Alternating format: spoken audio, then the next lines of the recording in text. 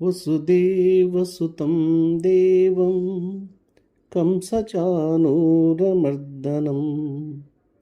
దేవకీ పరమానందం కృష్ణం వందే జగద్గురుం. హరి ఓం.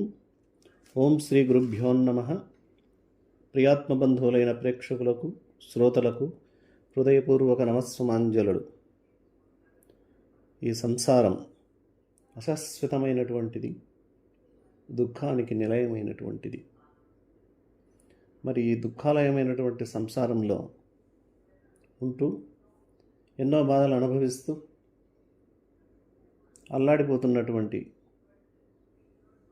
మనం ఈ సంసార సాగరం నుండికి ఒడ్డుకు ఎప్పుడు చేరాలి అని ఎదురు చూస్తూ ఉన్నాం.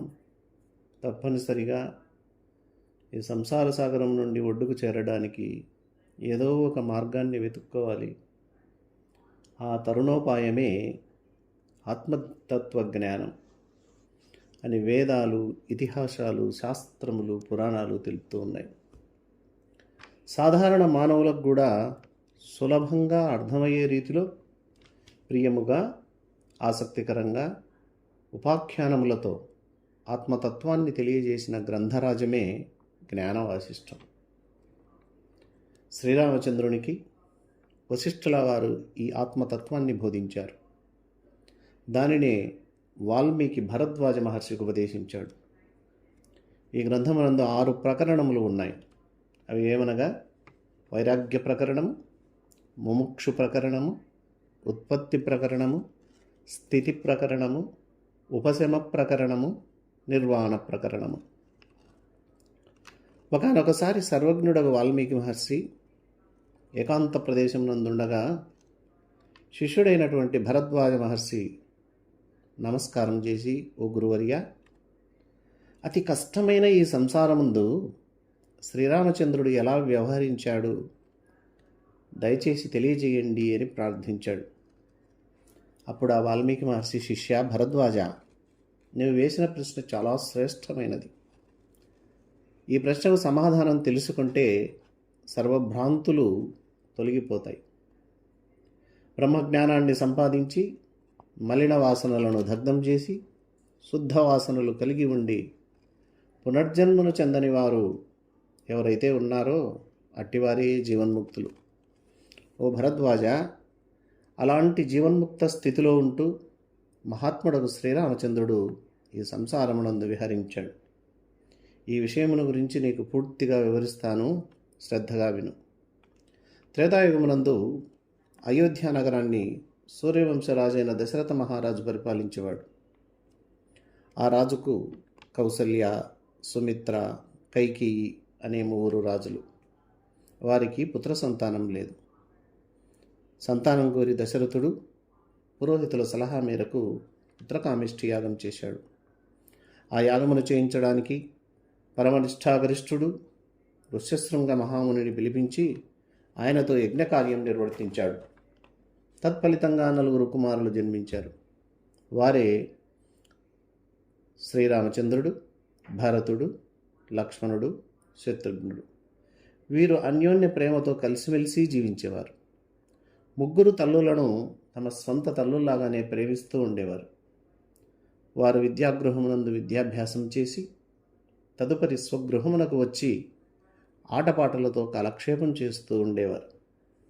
ఇలా కొన్నాళ్ళు జరిగిన తర్వాత శ్రీరామచంద్రునకు పుణ్యతీర్థాలు, పుణ్యక్షేత్రాలు, ఆశ్రమములు దర్శించాలి అనే కోరిక కలిగి తండ్రి వద్దకు వచ్చి, ఓ తండ్రి, తీర్థ, క్షేత్ర, ఆశ్రమములను చూడాలని అనుకుంటున్నాను, నా ప్రార్థనను మన్నించండి అని దశరథుని కోరాడు.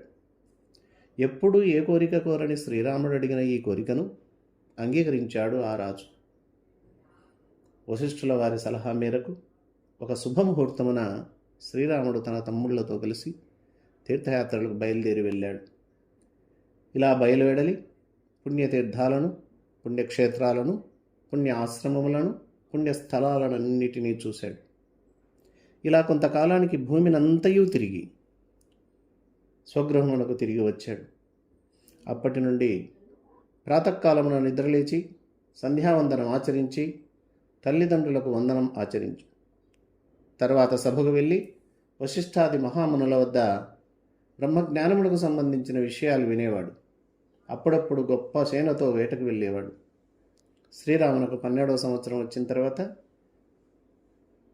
శ్రీరాముడు ఎందుకో క్షీణింపసాగాడు. ఆ శ్రీరాముని ఒక వెళ్ళనయ్యింది. ఎప్పుడూ కూర్చొని ఏదియో ఆలోచించేవాడు. ఏ పని చెయ్యడు. ఎప్పుడూ విచారయుక్తుడై ఉండేవాడు. ఏదో ఒక దుఃఖం ఆ శ్రీరాముని ఇబ్బంది పెట్టుతూ ఉన్నది. ఎవరితో మాట్లాడు. పనివారు వచ్చి ప్రార్థించగా నిత్యకృత్యాలు ఆచరించేవాడు. ఈ విషయం దశరథ మహారాజు గారికి తెలిసి రాముణ్ణి పిలిపించుకుని, పుత్రా, ఓ శ్రీరామ, నీకేమి దుఃఖం కలిగిందయ్యా అని అడుగగా, తండ్రి, నాకేమీ దుఃఖము లేదే అని జవాబు చెప్పేవాడు తప్ప తిరిగి ఏ ప్రశ్నకు ఉత్తరం ఇచ్చేవాడు కాదు. ఇలా ఉండగా ఒకనాడు విశ్వామిత్ర మహర్షి అయోధ్య నగరానికి వచ్చాడు. దశరథుడు ఆ మహర్షి ఎదురేగి స్వాగతం పలికి అర్ఘ్యపాద్యాదులచే పూజించి ఉషితాసనమును వసంగెను. ఆ తర్వాత వినయంతో, మహాత్మా, మీ రాక మాకు శుభదాయకం. మీలాంటి గొప్పవారు రావడానికి కారణమేమి? నేను మీకోసం ఏమైనా చెయ్యాలా? మీరు ఏ పని మీద వచ్చారో సెలవివ్వండి. ఆ పనిని నెరవేరినట్లుగా మీరు భావించండి. మీ ఆజ్ఞ మాకు శిరోధార్యం అని దశరథుడు ఆడినటువంటి ఆ మాటలకు విశ్వామిత్రుడు చాలా సంతోషించాడు.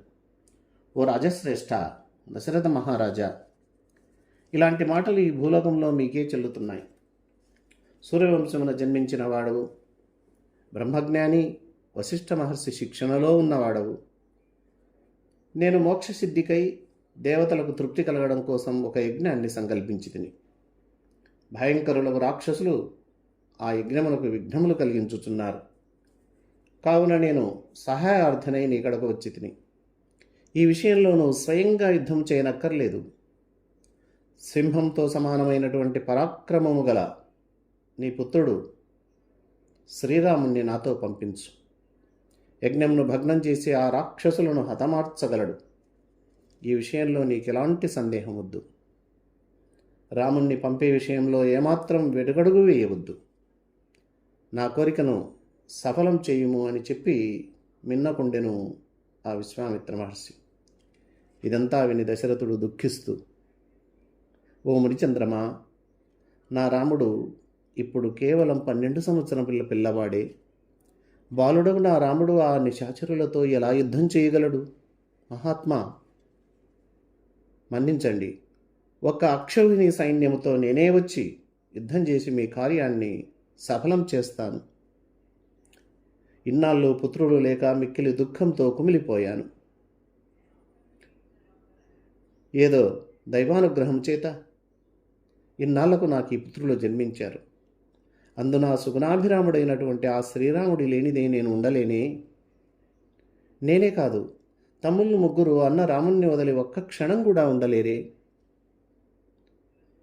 మీరనుకుంటున్నట్లుగా నా రాముడు అంత పరాక్రమవంతుడు కాడు, అంత ధైర్యస్థుడు కాదు. అంతేకాదు, ఇటీవల కాలంలో తీర్థయాత్రలకు వెళ్ళి వచ్చిన తర్వాత చాలా దీనంగా ఉన్నాడు. దుఃఖంతో విచారగ్రస్తుడై ఉన్నాడు. ఎంత అడిగినా దానికి కారణం చెప్పటం లేదు. అతని మనసులో ఉన్న వ్యాకులత కూడా నాకు ఏమీ తెలియటం లేదు. కాలగతిని ఏమని అనగలం అని వ్యాకుల చిత్తుడై దశరథుడు బాధతో పలికినటువంటి మాటలన్నీ విని విశ్వామిత్రుడు ఇలా అంటున్నాడు. ఓ దశరథ మహారాజా, నీవు కోరిన దాన్ని ఇస్తానని ఇప్పుడే మాట ఇచ్చావు కదయ్యా. ఇప్పుడే మాట తప్పెదవా? సింహం లాంటి సూర్యవంశంలో జన్మించిన నువ్వు లేడివలే పిరికివాడవవుతావా? నేను నీ కోరిక తీర్చలేను అని చెప్పు చాలు, నా దారి నేను చూసుకుంటాను అని కోపించాడు. ఆయన కోపానికి సభంతా హడలిపోయింది.